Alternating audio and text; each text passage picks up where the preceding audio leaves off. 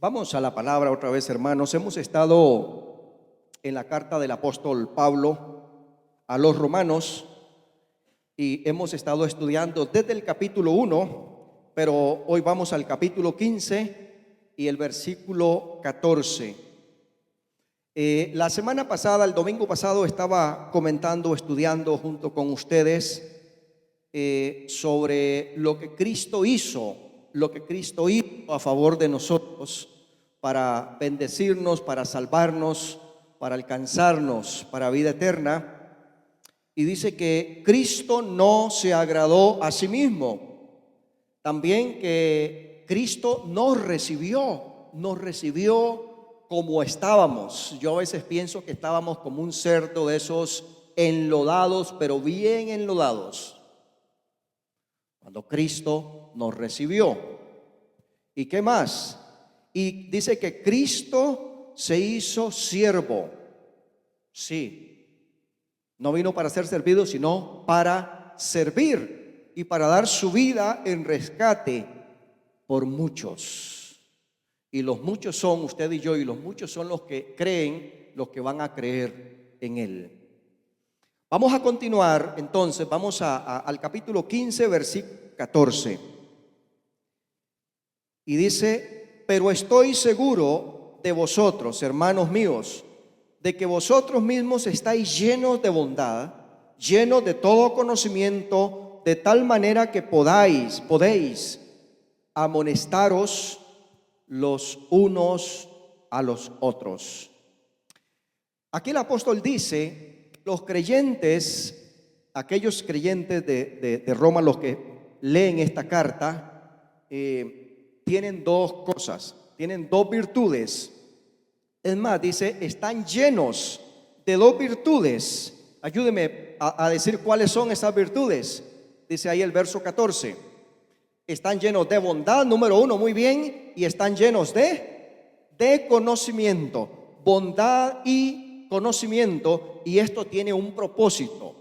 En el plan o en el diseño de Dios, esto tiene un propósito, claro. Entonces, respecto a la bondad, bueno, la bondad, dice el diccionario que la bondad es esa disposición de hacer el bien, de hacer lo bueno, de ser amigable, amable, todo esto, amabilidad, calidad de bueno, inclinación a hacer el bien, amabilidad, todo esto es bondad. Luego la Biblia nos dice en otros pasajes que la bondad es fruto del Espíritu Santo. Por ejemplo, Gálatas capítulo 5, versículo 22. Mas el fruto del Espíritu es amor, gozo, paz, paciencia, benignidad y bondad. Así es que los creyentes que tenemos el Espíritu Santo, ahora cuando digo que los creyentes que tenemos el Espíritu Santo, no quiero decir que hay creyentes que no tengan el Espíritu Santo, eso bíblicamente no existe. Todo creyente, para ser creyente hay que tener el Espíritu Santo. Y si alguien no tiene el Espíritu Santo, dice que entonces no es de Dios, es decir, no es hijo de Dios. Eso enseña el texto bíblico. Pero dice aquí que el Espíritu Santo produce bondad en nosotros. Entonces usted y yo, como creyentes en Cristo, debemos de ser personas bondadosas, debemos de ser personas buenas, personas amables debemos ser. Entonces, ¿qué más dice la Biblia? Efesios capítulo 5, versículo 9 dice: porque el fruto del Espíritu, esto es el fruto del Espíritu Santo, es en toda bondad. El fruto del Espíritu Santo es en toda bondad en nosotros. Consecuentemente, yo entiendo que Dios nos dice que usted y yo debemos ser hombres y mujeres bondadosos, bondadosas. Ese es el carácter de Dios, ¿no? Dios es bondadoso y nosotros debemos de ser semejantes a nuestro Padre Dios. ¿De qué más tenemos que estar llenos los creyentes. Dice que aquellos estaban llenos de bondad, número uno, y número dos, de conocimiento, del conocimiento. Ahora, dice ahí que de todo conocimiento, y tal vez habían algunos creyentes ahí, o no sé si todos, eran personas muy listas, muy hábiles, tal vez muy estudiadas, muy intelectuales, que tendrían conocimiento de muchas ciencias. Bueno, hay gente que es así, hay gente que sabe de todo. Usted le pregunta de mate, le pregunta de física, le pregunta de historia, le pregunta de literatura, sobre cualquier tema, medicina, saben de todo. Son lectores, muy buenos lectores, son autodidactas y aprenden muchas cosas. Pero hay un conocimiento sobre todo, que es el que debemos de tener. ¿Cuál es? Es el conocimiento de Dios. Es el conocimiento de las Escrituras. Ahora, para tener este conocimiento, lo primero es que nosotros debemos de ser lectores de la Biblia. Usted no puede pretender tener conocimiento si no lee. Usted tiene que leer la Biblia. Hay dos tipos de estudio. Está el estudio personal, informal, digamos. Uno estudia, uno lee, uno investiga, todo esto. Y está el estudio formal. Y nosotros aquí en la iglesia tenemos también estudios formales, tenemos estudios sistemáticos de la Biblia y de la teología. Por ejemplo, el Instituto Teológico por Extensión es un curso bien organizado, didácticamente, bien elaborado, que nos lleva paso a paso sobre los temas bíblicos y de la teología. Así es que podemos aprender en un sistema bien elaborado, podemos aprender y aprender acerca de Dios, acerca de la Biblia, y de la Biblia misma. Así es que está esa opción y usted puede participar, debería de participar. Gracias a Dios, en estos días estamos empezando unos nuevos grupos aquí, como 3 grupos. Esta semana pasada empezamos con el estudio formal de las Escrituras. El punto es que estudiemos. El punto es que conozcamos. Si usted no conoce la Biblia, miren, hermanos, hay muchos predicadores por ahí que tocan a la puerta de su casa. Hay otros predicadores que salen por la internet. Hay otros predicadores que salen por la radio y por la televisión. No estoy diciendo quién es bueno y quién es malo.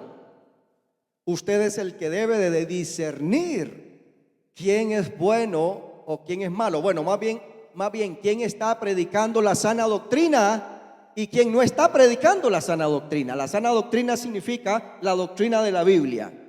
Eso es lo que significa la sana doctrina. Y fíjese que le toca a usted y me toca a mí discernir cuando escuchamos las predicaciones, sea por el medio que sea. Cuando yo me paro aquí ante ustedes, a ustedes les toca discernir lo que yo estoy diciendo. ¿Es bíblico? ¿No es bíblico? ¿Es sana doctrina? ¿No es sana doctrina lo que estoy diciendo? Igualmente de cualquiera. Dice la palabra de Dios que cuando los creyentes de Berea escucharon la predicación del apóstol Pablo, ¿saben lo que hacían? Oiga, esos sí eran osados. El apóstol Pablo les estaba predicando. ¿Y sabe qué hacían? Dice que regresaban a la casa y empezaban a investigar a ver si esas cosas que Pablo estaba diciéndoles eran así. Es decir, si eran verdad. Iban a corroborar. No le decían amén a todo. Entonces, oiga, sí. A veces le decimos a muchas cosas amén que no merecen amén. Pero nos toca discernir. Entonces, y por eso el conocimiento es muy importante. Dice 2 de Pedro capítulo 1 versículo 2: gracia y paz os sean multiplicadas en el conocimiento de Dios y de nuestro Señor Jesucristo. sobre todos los conocimientos, este conocimiento es esencial, el conocimiento de Dios y del Señor Jesucristo. Esto es lo que te van a bombardear allá afuera. El conocimiento de Dios y de Jesucristo. Y usted debe de tener amplio conocimiento, profundo conocimiento. Ahora, la palabra de Dios aquí nos dice que esto tiene un propósito. Ahí mismo en el versículo 14. No sé si notaron, apreciaron cuál es el propósito que dice allí, por qué los creyentes debemos tener o estar llenos de bondad y de conocimiento. Y es un propósito muy importante. ¿Qué dice? Para que nos amonestemos los unos a los otros. ¿Vieron eso? ¿Qué es eso? ¿Qué significa eso? Que nos amonestemos los unos a los otros. A algunos hermanos les parece cosa mala que otro se meta con él o con ella. Dice, no se meta con mi vida, la vida es mía y mía nada más, y no de nadie más. ¿Es cierto eso bíblicamente? No. ¿Qué enseña el texto acá? ¿Qué está diciéndonos? ¿Sabe qué? Usted sí se tiene que meter con otro. Entiéndame esto bien, ¿verdad? Yo no estoy hablando, cuidado, no estoy hablando sexualmente. Usted sí tiene que meterse con otro y otro sí tiene que meterse con usted en sentido de lo bueno. En el sentido de lo bueno. Yo no estoy diciendo que usted tiene que meterse con otro diciéndole, ay, qué feo el color del carro que compraste. No me gusta el color de tus zapatos. No estamos hablando de esas cositas triviales. No estamos hablando de eso. Y la Biblia no está hablando de eso, por cierto. Y si le gustan los chicharrones o no le gustan los chicharrones, es un tema bonito el de los chicharrones, pero no es importante aquí. No es importante. Pero sí sobre la vida espiritual, sobre nuestro caminar con Cristo Jesús. Y le voy a decir, vale la pena que otros hermanos se metan conmigo y me amonesten si me ven que me estoy saliendo. Y le voy a decir, ni siquiera le voy a decir que yo le doy permiso, es que la Biblia nos da permiso. Más bien nos manda a hacer esto. Nos manda a hacer esto. Y por esa razón hay instrucciones que cuando exhortamos o amonestemos lo hagamos con amor, que lo hagamos considerándonos a nosotros mismos. O sea, hay unas instrucciones bíblicas y ¿saben por qué? Porque esto es un deber que tenemos los unos para con los otros. Por cierto, esa expresión, los unos para con los otros, los unos a los otros, es una expresión que se repite muchas veces en el Nuevo Testamento. Que nos amemos los unos a los otros, que nos sirvamos los unos a los otros, que oremos los unos por los otros, que nos ayudemos los unos a los otros, etc. Es una lista larga. Y aquí dice que nos amonestemos los unos a los otros. Esto significa que usted tiene por lo menos un trabajo ya que hacer, si no lo había entendido antes. Si usted está afligido o afligida pensando que no tiene nada que hacer para el reino de Dios, sabe que tiene algo que hacer, por lo menos amonestar a otro. ¿Sí? Sí. Les voy a decir, no es tan fácil. ¿Sabe qué es más fácil? ¿Saben qué? Criticar. Ese es lo opuesto a amonestar. Criticamos, ¿sabe por qué criticamos? Porque nos da miedo ir a amonestar. Por eso criticamos, es más fácil criticar. Amonestar es bíblico, criticar es pecado. Criticar está prohibido para los creyentes. Déjenlo que los de afuera lo hagan, no lo haga usted. Criticar está prohibido para nosotros, amonestar es un deber. Cuando usted ve que el hermano se está desviando espiritualmente, cuando usted ve que el hermano se le está pasando la mano empieza a tocar lo que no tiene que tocar. Hoy, no, ayer era el Día de los Enamorados, pero yo veo que algunos están enamorados hoy todavía. Les quedó un poquillo de lo de ayer. Cuando usted ve que el hermano está haciendo cosas indebidas, ese es el momento. Ahí está el ministerio tuyo. Ahí está el ministerio mío. Por supuesto, con sabiduría, con amor. La Biblia dice cómo, ¿verdad? Con amor, considerándote a ti mismo, con humildad, todo esto. No con jactancia, con orgullo. No, realmente no. Pero tenemos el deber de amonestarnos los unos a los otros. Este es como un pastoreo mutuo, es como un pastoreo recíproco que la iglesia debe de mantener, debe de practicar constantemente. Así es que el tener o el estar lleno de bondad y el estar lleno de conocimiento es para cumplir un propósito de Dios. ¿Cuál es el propósito de Dios? Es que nos ayudemos, es que nos amonestemos para que caminemos bien en este camino del reino de los cielos. Luego vamos a pasar al versículo 27. En el versículo 27, dije, sí, 27. Ahí en el capítulo 15. Pues les pareció bueno y son deudores a ellos, porque si los gentiles han sido hechos participantes de sus bienes espirituales, deben también ellos ministrarles de los materiales. Aquí hay un principio espiritual con respecto a servir con los bienes materiales.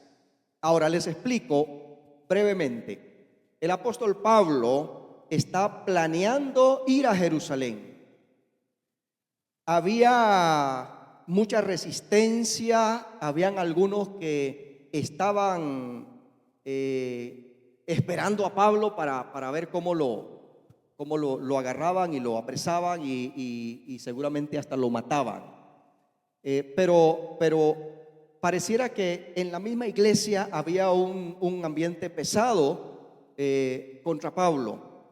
Y entonces la ofrenda, él recoge una ofrenda entre las iglesias de Macedonia y Acaya para llevar a los pobres de Jerusalén.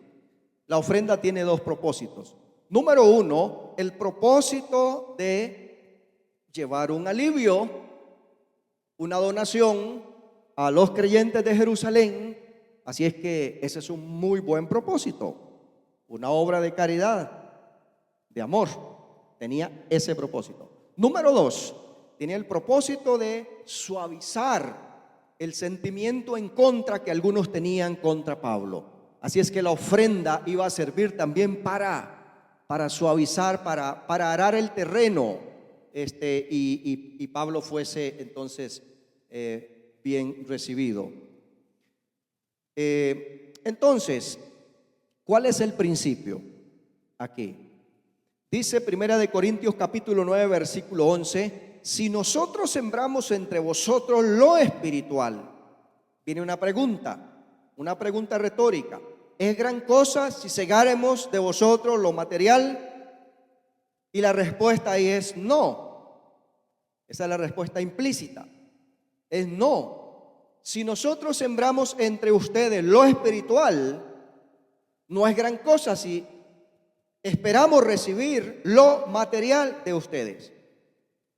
Se lo voy a ilustrar así. Hay una pareja de hermanos aquí muy especiales y se desplazan semana a semana hasta otro lugar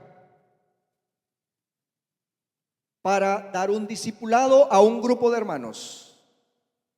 Eso es en la noche, después de que trabajan al sol y al agua y al viento y todo lo que hace aquí en este clima. Y en la noche, Y les digo francamente, es mejor coger una cobija, ponerse ahí en el sofá, frente al tele, con una taza de chocolate o de café calientito, depende como le guste, y quedarse ahí. Y estos hermanos van hasta allá en la noche, tan discipulados, y regresan, qué sé yo, a las 10, a las 11 de la noche a su casa, para seguir trabajando el día siguiente. Entonces le pregunto a la hermana, pero en secreto, ¿verdad? Esto es un secreto. Le pregunto a la hermana, ¿y te dan alguna ayuda para gasolina? Y dice, no. Entonces, esta semana le digo a la hermana, présteme el número telefónico del líder de ese grupo, yo quiero hablar con él. Aquí tenemos un principio. ¿Qué deberían de hacer estos hermanos que están recibiendo un discipulado, una enseñanza? Están recibiendo la palabra semana a semana por unos hermanos que vienen, se desplazan varios kilómetros en la noche después de trabajar. Todo esto representa un costo. ¿Qué deberían de hacer? ¿Sabe qué deben de hacer? Según lo que estamos viendo acá, que el que recibe el beneficio espiritual debe de compensar con bien material o con bienes materiales a ese que lo está ministrando. Eso es lo que dice. Así es que estos hermanos, digo yo, deberían de, por supuesto, darles un café, un chocolate caliente en la noche con pan casero suficiente, o tal vez cena, y deberían de darle una ayuda económica para que le eche gasolina al carro. ¿Sí o no? Sí, eso es lo que está diciendo el texto. Eso es lo que dice. Si nosotros sembramos lo espiritual en ustedes, entonces estos deben de ministrar sus bienes materiales a estos que están trabajando. Así es que, hermano, si usted tiene a alguien que le está dando discipulado, le está dando enseñanza de la palabra de Dios, no se le olvide ahí en algún momento, invítelo al café, regálele algo, un bananito maduro, algo, no sé. Sí, la idea es de compensar, es de retribuir. Esa es la idea. Ese es el principio que encontramos aquí. O dígame, usted le pide el ray al taxista. Lléveme a Barba, le dice. Y cuando se baja en Barba le dice, muchas gracias, mi amigo, y se va. ¿Así, de verdad así lo hace? No, ¿sabe qué pasó? Tuvo que pagar por ese servicio. Tuvo que retribuir por ese servicio. Ahora, en el reino de Dios nosotros no cobramos. Y el hermano y la hermana que te está ayudando no te está cobrando nada. En muchos casos inclusive son profesionales. A veces son psicólogos, a veces son personas profesionales que podrían cobrar, y cuando pregunta dicen, no, hermano, no es nada. Aún así, deberíamos tener este concepto bien claro en nuestra vida y practicarlo. Retribuye usted, bendiga usted en términos bíblicos, bendiga con los bienes materiales a ese que le está dando un beneficio, una instrucción espiritual. El versículo 30, ahí, capítulo 15, versículo 30. Pero os ruego, hermanos, por nuestro Señor Jesucristo y por el amor del Espíritu, que me ayudéis orando por mí a Dios. El tema de la oración, ahí está. Que me ayudéis orando, me ayudéis orando, sí, por Pablo. Hay gente que ora por mí. ¿Saben qué están haciendo? Bíblicamente, ¿qué están haciendo? Todos los que oran por mí. ¿Ah? Me están ayudando. Ese es el verbo que usa ahí. Que me ayudéis, dice. Orando. Si usted ora por mí, ¿sabe qué estás haciendo? Me estás ayudando.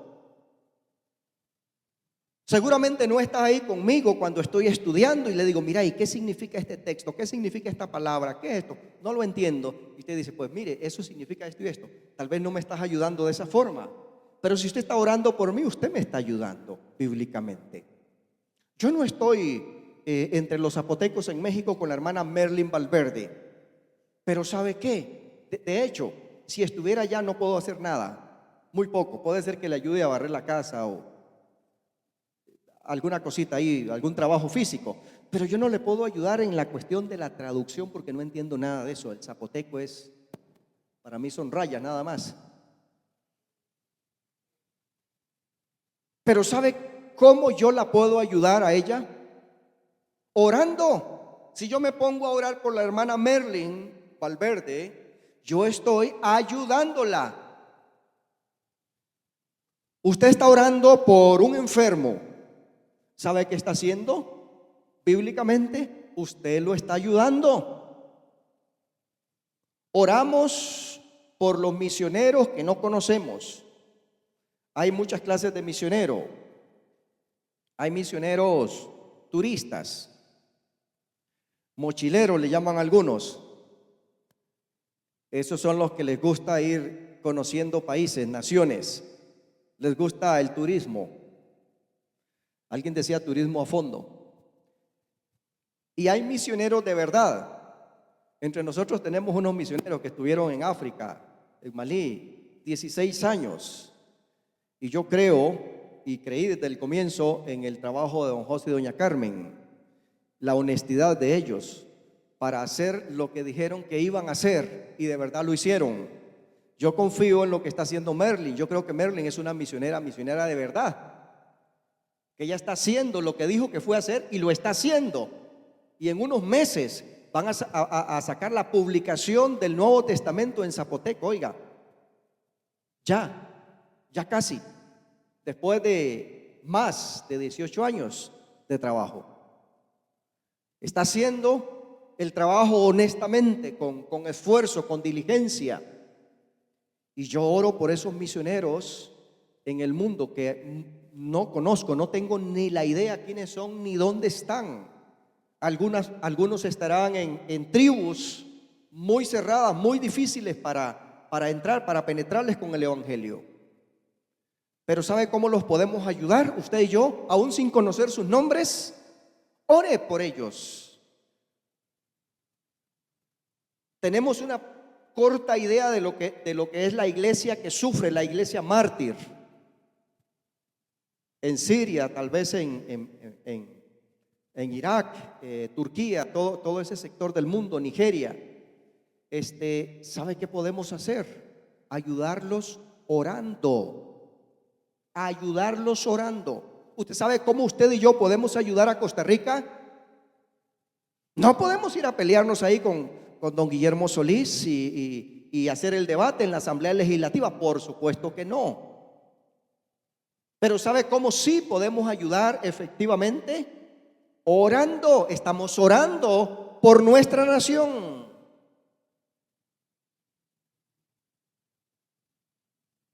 Ha habido unas cuantas renuncias recientemente de parlamentarios. Y yo le decía a Belia, yo no sé qué el Señor está haciendo ahí, pero estamos orando. Estamos orando por el presidente, estamos orando por el Congreso, estamos orando por nuestro país. Podemos ayudar, dice el texto aquí, orando. Mire, sí, realmente sí. Hasta ayudamos a los estudiantes orando. Entonces, fíjese qué importante que es esto. El apóstol Pablo dice que hay 3 cosas por las cuales deben de orar, pero antes de eso voy a leerles unos versículos similares a este. Segunda de Corintios 1:11. Cooperando también vosotros a favor nuestro con la oración, dice. ¿Cómo? Cooperando a favor nuestro con la oración. Segunda de Corintios 1:11 es ese. Otro, Colosenses 4:12. Os saluda Epafras, el cual es uno de vosotros, siervo de Cristo. Noten esto, siempre rogando encarecidamente por vosotros en sus oraciones. ¿Y qué pedía? Para que estéis firmes, perfectos y completos en todo lo que Dios quiere. Fíjese. Pablo dice que oren por tres cosas. Versículo 31, para que sea librado de los rebeldes. Ser librado de los rebeldes, de los enemigos de él. Número 2, 31 también, para que la ofrenda sea recibida. La situación estaba tan tensa que a lo mejor los judíos no iban a recibir la ofrenda que les iban a entregar. Hasta eso, para que la ofrenda fuera recibida. Y número 3, para que con gozo llegue a vosotros. Versículo 32, porque él tenía en su plan visitar la iglesia. Recordemos que dijimos que Pablo no fundó la iglesia de Roma, aunque escribe una carta tan profunda como esta, pero no fundó la iglesia. Así es que él anhelaba visitarlos. Y entonces la tercera petición que tiene aquí es para que con gozo yo llegue a vosotros, los pueda visitar. Número 4, el tema de los saludos, ahí en el capítulo 16. Y ahí cuando llegue a su casa, coja ¿cómo se llama esto? Un resaltador, marcador de estos que resaltan, y marque la palabra o el verbo saludar, saludar, en todas las formas como aparece ahí. Son bastantes. Va a encontrar 22 veces esa palabra, solamente ahí en ese capítulo. 22 veces. Y hay entre personas, entre individuos, hombres y mujeres, y iglesias o grupos, la iglesia que está en tu casa o la iglesia, hay 40 destinatarios de estos saludos. Uno se pregunta varias cosas. Una, por ejemplo, ¿cómo es que Pablo, sin haber visitado la iglesia, conocía a tanta gente? Bueno, mucha de esta gente ya eran compañeros de Pablo, iban y venían. Entonces ya había una relación. Otros, él los saluda y por alguna forma conoció sus nombres, se conoció un poquito con ellos. Pero la otra cosa respecto a los saludos es la importancia que el saludo tiene. Nosotros, bueno, se dice que como latinos somos pegajosos, somos mielosos. Normalmente el anglosajón o el europeo es un poco más frío.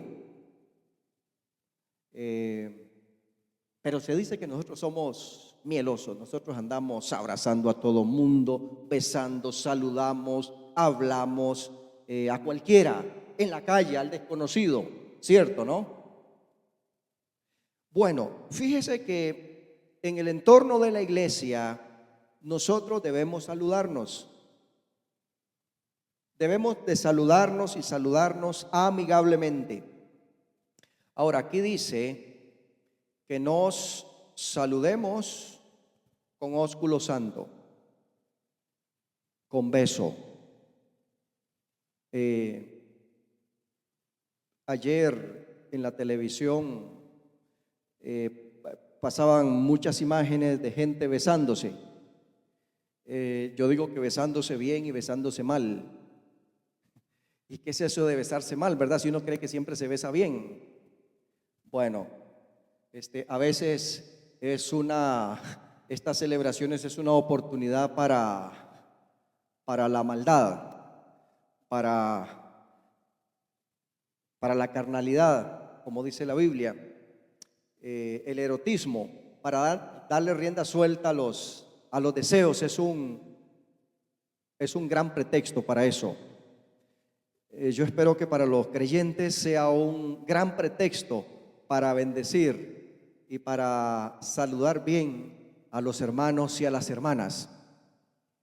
El beso en algunas culturas entre los hombres es común, es muy común, como cuando aquí nos damos el apretón de manos, o tal vez más amigablemente ponemos la mano sobre el hombro del otro. Tenemos que encontrar la forma correcta, cultural, porque esto implicaría que saludaos los unos a los otros con ósculo santo, significa que entonces yo me encuentro con el hermano Jerry y lo saludo de beso.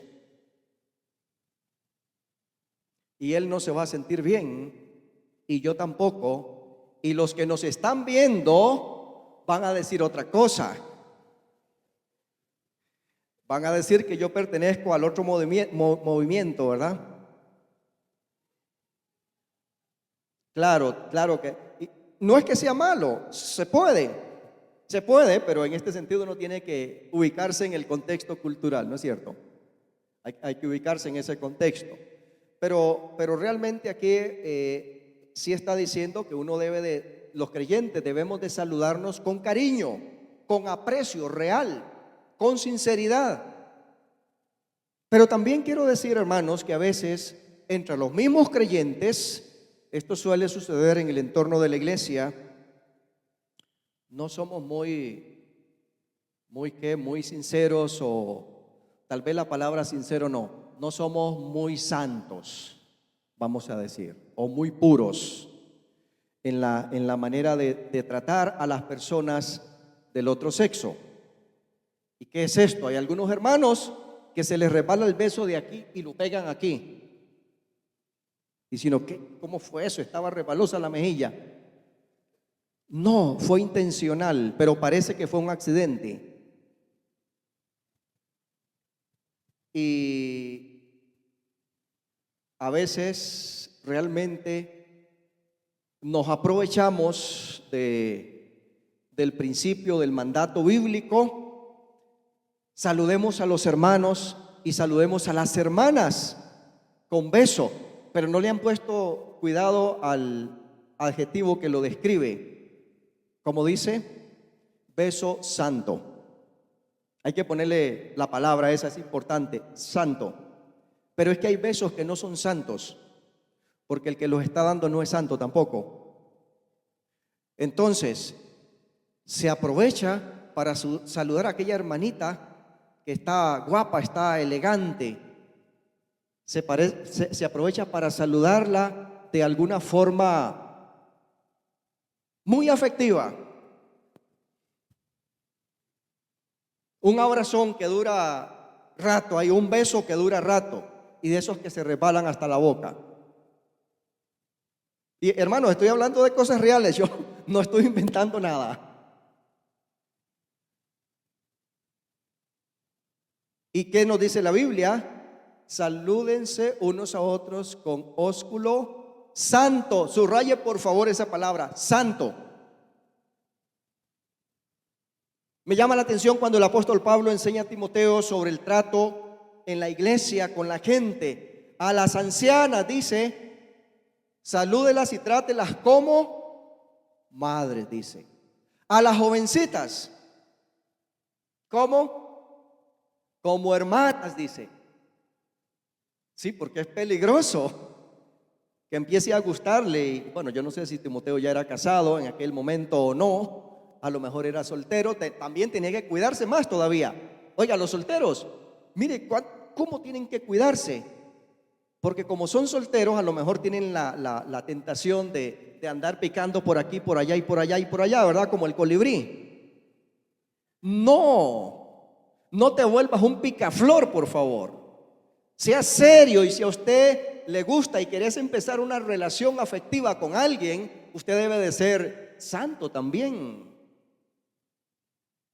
Por eso la Biblia dice aquí que con ósculo santo podemos saludar a las hermanas con beso, claro, pero que sea santo el beso, porque usted es santo. Entonces va a glorificar a Dios con esa conducta. Dice versículo 17 y 18, apártense de los que causan divisiones. Este es un mandato, esta es una advertencia. cuando nos dice apártense es porque es peligroso, porque las divisiones son condenadas en la palabra de Dios. Y si hay un divisionista y usted no se aparta de ese divisionista, luego usted va a ser divisionista como él o como ella. Entonces apártese de los que hacen divisiones, dice. Versículo 19 dice que la obediencia de estos hermanos era notoria, era conocida ampliamente en muchos lugares. Estos hermanos de Roma tenían la fama de ser entonces obedientes a Dios, obedientes a las instrucciones. Y entonces en el versículo 19 debemos de ser sabios para hacer el bien, pero ingenuos para hacer el mal. Primera de Corintios capítulo 14 versículo 20 dice: hermanos, no seáis niños en el modo de pensar, sino sed niños en la malicia, pero maduros en el modo de pensar. Y uno más, en el versículo capítulo 16, el versículo 20: y el Dios de paz aplastará en breve a Satanás bajo vuestros pies.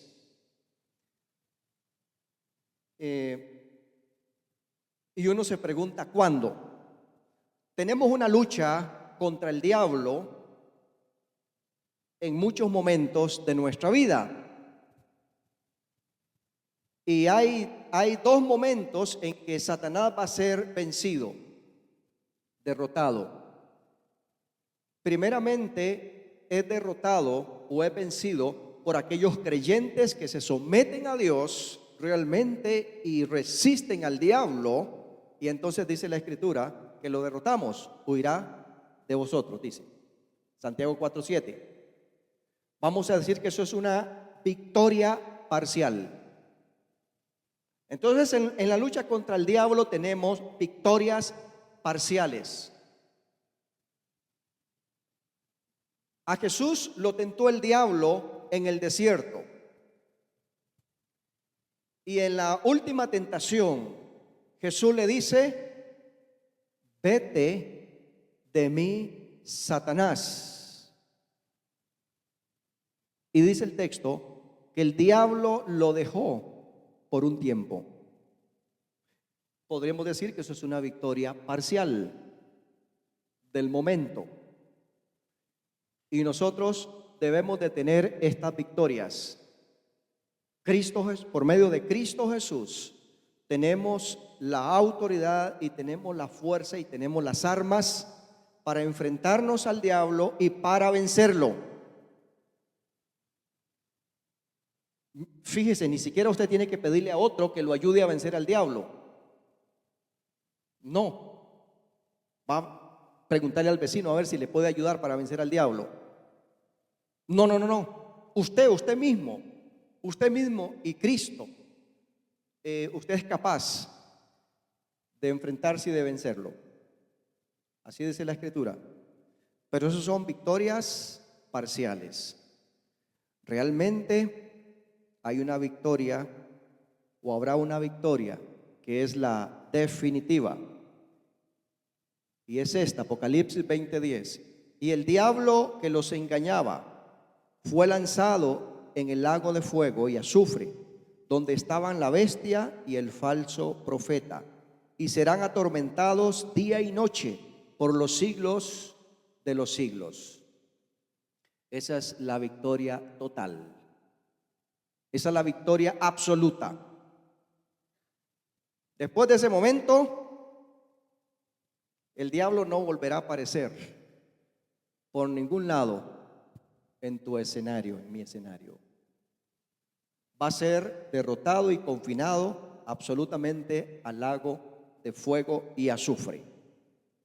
Mientras tanto, nos toca luchar y luchar tomados del Señor, sometidos al Señor para vencerlo en cada momento que venga, que tengamos que enfrentarnos. Nos toca a nosotros resistirlo y nos toca a nosotros luchar y nos toca a nosotros vencerlo. Pero esto va a durar y va a durar hasta este día final, cuando el Señor lo va a poner en el lago de fuego y azufre por la eternidad. Hasta allí. Vamos a parar aquí y vamos a orar, diciéndole al Señor que nos ayude a practicar estos principios que hemos visto ahora, de la bondad, del conocimiento, para ser personas que amonestamos a aquellos que se están saliendo del camino. Recuerda que esto es privilegio y deber suyo y mío, es de todos. Por eso dice que os amonestéis los unos a los otros, para que ayudemos a los demás en nuestras oraciones. Así es que oremos por los demás, para que sepamos retribuir con bendición material aquel que está o aquellos que están invirtiendo espiritualmente en nosotros y podamos ayudar a muchos de los que conocemos y de los que no conocemos. Padre, en el nombre de Jesús, te rogamos en este momento que el Espíritu Santo ponga la palabra en nuestros corazones y que la haga germinar y producir el fruto para vida eterna. Que nos ayudes a practicar, a obedecer la palabra tuya, a vivir en el temor de Jehová todos los días de nuestra vida, en cada momento, toda la semana completa, en el nombre de Jesús. Te ruego, Señor, que bendigas a este pueblo, que bendigas a cada hombre y mujer aquí, que bendigas a cada una de las visitas. Oh Dios Santo, que en este día esa bendición, esa cobertura, esa paz del Dios de paz en nuestros corazones, esa paz que sobrepasa todo entendimiento, llene nuestros corazones y llene nuestros pensamientos en Cristo Jesús. Te ruego, Señor, que bendigas a este pueblo, que ahora que vamos de regreso a nuestras casas, los destinos, tu presencia esté dirigiendo nuestros pasos y nosotros podamos estar atentos para darte la gloria y servirte en todo momento. En Cristo Jesús, Señor nuestro, oramos. Amén. Que Dios los bendiga. Terminamos.